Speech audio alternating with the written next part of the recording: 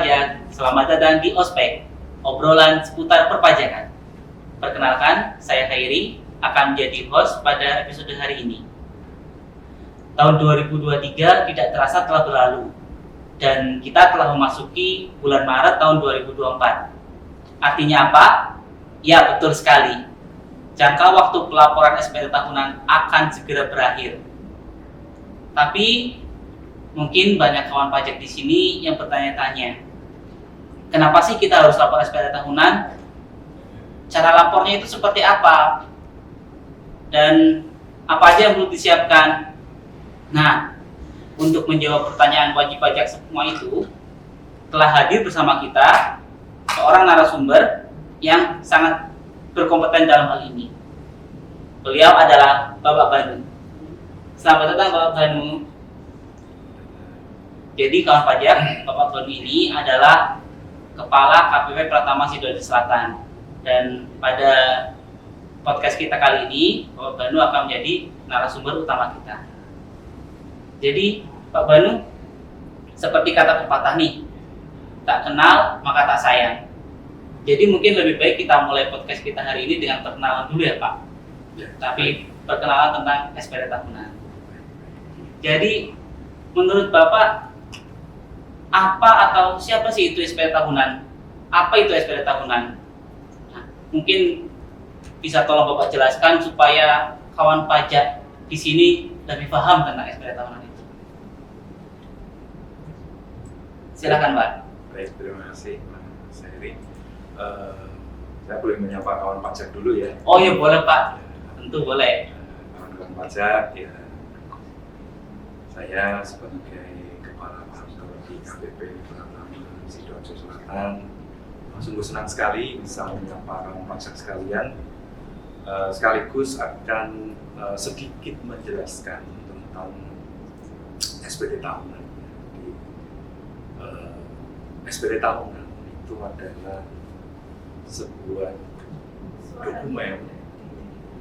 dokumen atau surat pemberitahuan tahunan yang digunakan untuk melaporkan pendapatan, potongan pajak, serta kredit pajak yang harus dilaporkan oleh setiap wajib pajak, baik individu maupun badan usaha setiap tahunnya kepada DJP atau Direktorat Jenderal Pajak sebagai bagian dari kewajiban perpajakan. Ini mencakup laporan tentang pendapatan dari berbagai sumber seperti penghasilan gaji, kemudian hasil dari investasi, kemudian bisa juga dari keuntungan dari bisnis. Ya. Mungkin secara sederhananya begitu. Jadi pelaporan SPT tahunan itu adalah bagian dari kewajiban pajak kita ya Pak ya? Iya, betul sekali. Kemudian mungkin banyak dari kawan pajak juga yang bertanya-tanya, memang sepenting apa sih SPT tahunan itu? Kenapa kita sampai harus lapor setiap tahunnya itu Pak? Baik, SPT tahunan ini meskipun pelaporannya hanya setahun sekali untuk SPT tahunannya, namun ini tidak bisa diremehkan atau tidak bisa dianggap enteng ya, karena ini memiliki dampak yang besar terhadap sistem perpajakan dan keuangan negara. Ya. Jadi yang paling terpengaruh itu adalah yang pertama adalah distribusi keadilan. Ya. Dengan melaporkan pendapatan dalam SPT tahunan secara benar, maka DJP dapat menggunakan data-data tersebut untuk membuat sistem perpajakan yang lebih adil, ya. Lebih adil dan merata, sehingga secara keseluruhan SPT tahunan tersebut memiliki peran kunci dalam menjaga keseimbangan sistem perpajakan, mendukung keuangan negara, serta memastikan kepatuhan dan keadilan pajak. Ternyata sangat penting sekali berarti ya Pak, kita lapor SPT tahunan. Dari pelaporan itu, negara bisa menyeimbangkan bagaimana pemungutan pajaknya, sistem pajaknya, dan aspek keuangan negara lainnya. Kemudian, apakah semua wajib pajak itu wajib untuk lapor SPT tahunan Pak? Atau seperti apa ya? Baik, wajib pajak ya, itu itu sebetulnya tidak semua memiliki kewajiban pelaporan SPT tahunan. Namun berdasarkan status NPWP-nya, sistem DJP, sistem dalam DJP sendiri internal, itu membagi wajib pajak dalam 3 kategori, yaitu yang punya status aktif atau normal, kemudian yang kedua yang punya status non-efektif dan hapus. Ya. Bagi wajib pajak yang telah berstatus non-efektif dan hapus, maka sudah tidak lagi punya kewajiban perpajakan yang harus dipenuhi. Artinya mereka juga tidak wajib untuk melaporkan SPT tahunan. Namun untuk wajib pajak yang berstatus non-efektif, jika tidak mengefektifkan atau mengaktifkan lagi NPWP-nya, maka mereka bisa dengan melaporkan SPT tahunan otomatis sudah aktif kembali NPWP. Berarti lapor SPT tahunan secara tidak langsung juga merupakan tanda jika NPWP yang kita miliki statusnya aktif ya Pak ya. Kemudian kapan nih waktu yang tepat untuk melaporkan SPT tahunan ini Pak? Mengingat ya wajib pajak kan baru dapat bukti potongnya itu nggak tentu Pak. Kapan Pak waktu yang tepat untuk laporan ini Pak? Baik. Waktu yang paling baik untuk melaporkan SPT tahunan itu adalah sesegera mungkin setelah semua dokumen atau informasi yang diperlukan untuk mengisi SPT tahunan tersebut kita dapatkan. Ya. Meskipun dalam Undang-Undang Perpajakan diatur ya jangka waktu maksimal atau jatuh tempo penyampaian SPT itu adalah sampai dengan akhir Maret untuk wajib pajak orang pribadi dan akhir bulan April untuk wajib pajak badan. Ya. Tapi semakin cepat semakin baik karena mengingat jumlah wajib pajak ini kan semakin lama semakin meningkat ya. Sementara kapasitas kita untuk menerima SPT itu cukup terbatas, sehingga takutnya secara sistem apakah ada loading yang terlalu tinggi gitu ya, sehingga takutnya kalau terlalu mepet nanti bisa terjadi error gitu ya. Jadi semakin cepat semakin bagus. Ini wajib pajak, kawan pajak semua perlu dicatat ini ya.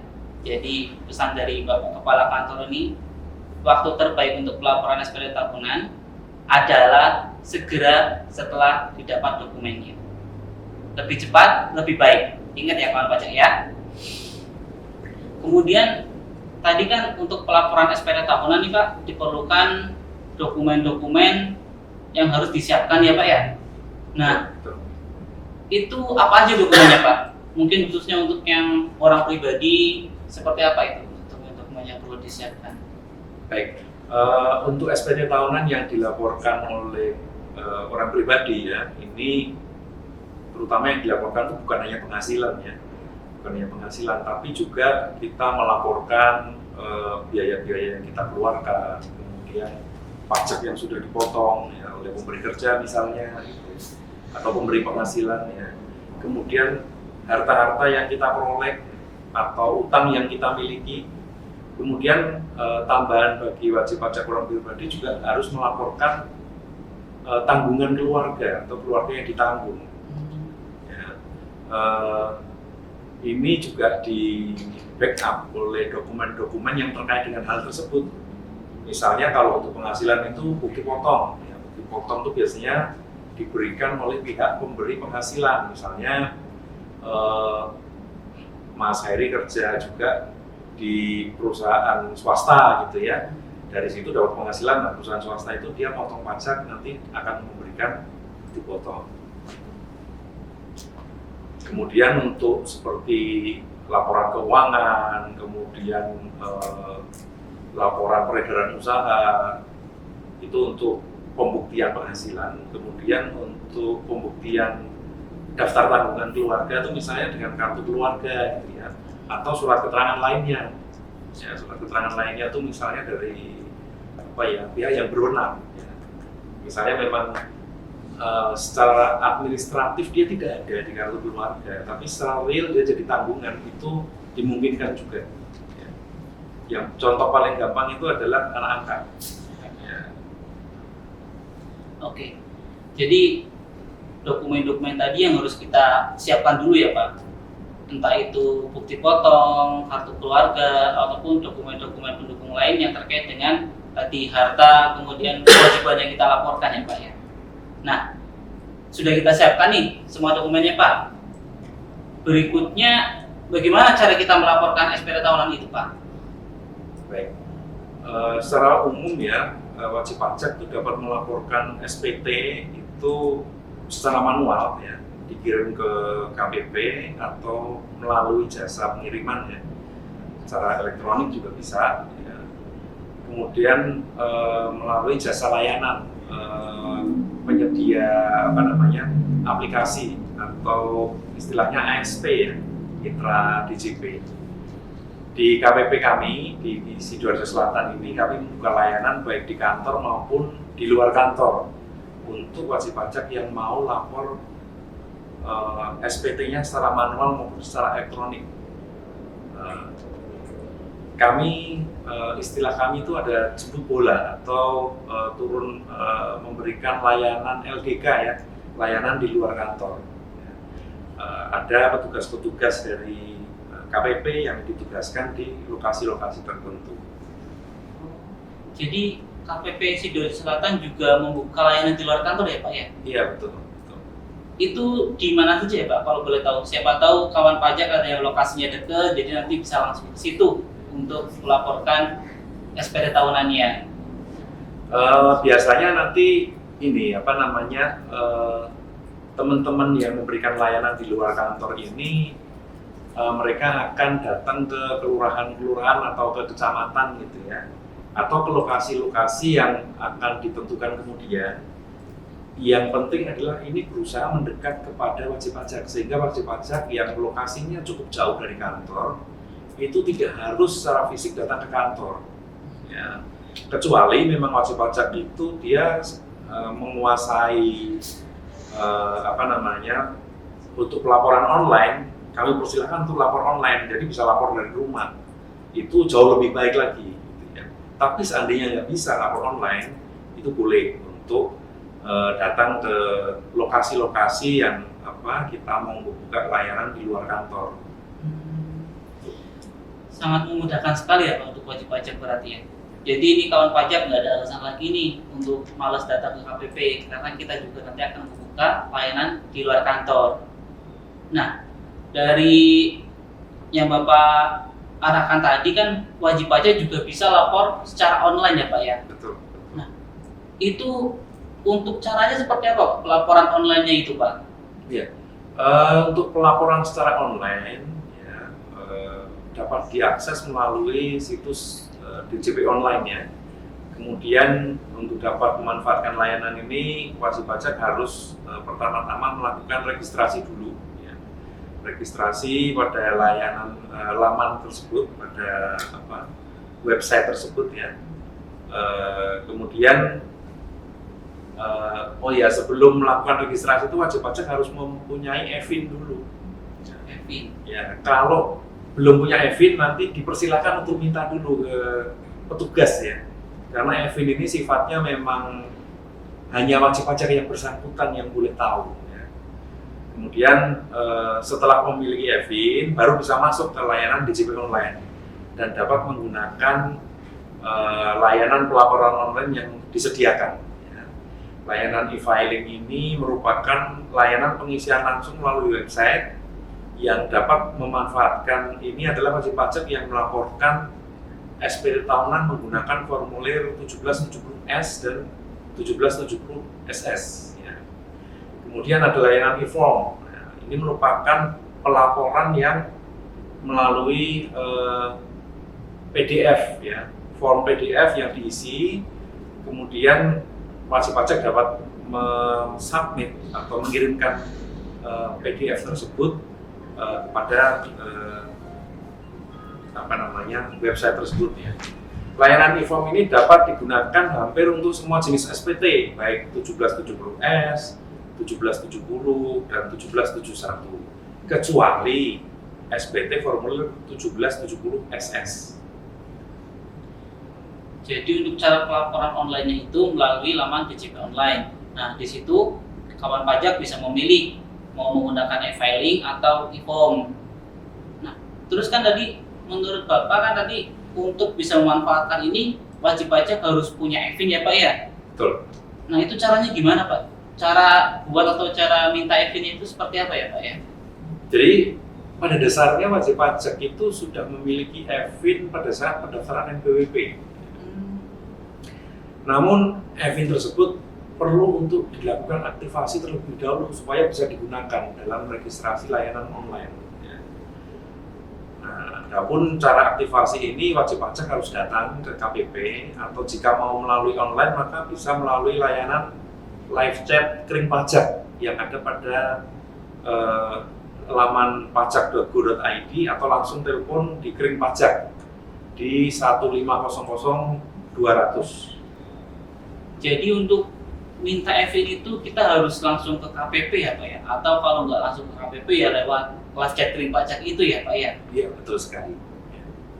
Ya, itu kawan pajak. Jadi bagi kawan pajak yang lupa-lupa EVIN nih atau yang belum punya EVIN, kalau mau minta EVIN atau ngecek EVIN, kawan pajak bisa langsung ke KPP atau melalui live chat yang ada di kering pajak di pajak.go.id. Nah, itu di pojok kanan bawah itu ada live chat. Nah, nanti bisa klik itu ya Pak Pajak ya. Baik Bapak, ternyata tidak terasa kita sudah sampai di penghujung podcast aja nih Pak. Bapak mungkin ada pesan-pesan buat kawan pajak di sana terkait dengan podcast kita maupun terkait dengan perpajakan pada umumnya.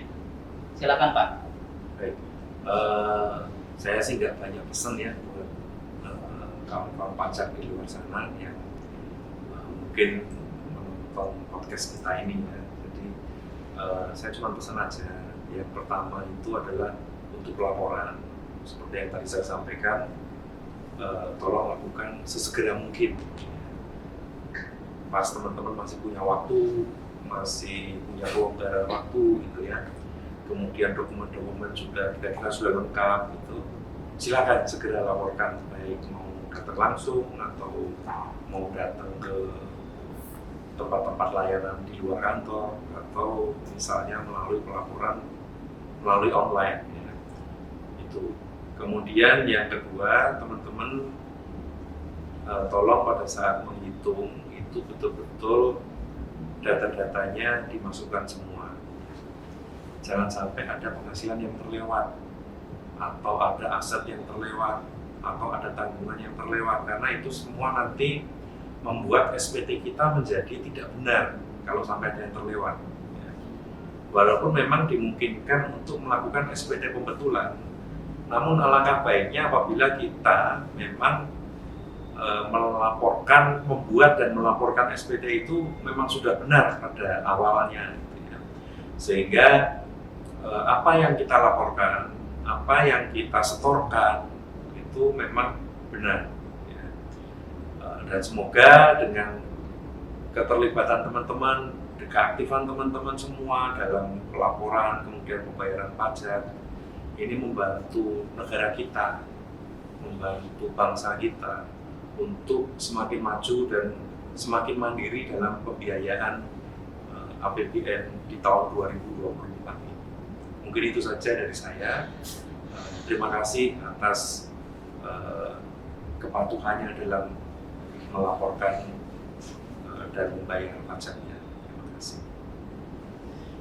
Luar biasa sekali ya Kang Pajak ya. Jadi seperti tadi yang telah disampaikan oleh Pak Banu terkait dengan kewajiban pelaporan SPT tahunan ini, seperti pesan beliau ya kawan pajak semua, ayo laporkan SPT segera mungkin. Begitu dokumen lengkap, langsung laporkan. Jangan tunda-tunda, jangan nunggu jatuh tempo. Karena masalah itu banyak di akhirnya. Entah masalah server, masalah gangguan, itu banyak di akhirnya. Terima kasih kepada kawan pajak yang telah setia mendengarkan podcast kami. Dan terima kasih kepada Pak Banu yang telah berkenan berbagi ilmu dengan memberikan jawaban yang begitu informatif dan bermanfaat buat kita semua. Kemudian jika kawan pajak ada saran untuk podcast ini, silakan kawan pajak bisa langsung menghubungi kami di KPP Pratama Sidoarjo Selatan, atau kawan pajak bisa langsung juga chat di kolom chat ini. Cukup sekian podcast dari kami, dan tetap dukung KPP Pratama Sidoarjo Selatan untuk mewujudkan zona integritas menuju wilayah birokrasi bersih dan melayani. Terima kasih banyak dan sampai jumpa di episode ospek berikutnya. Terima kasih.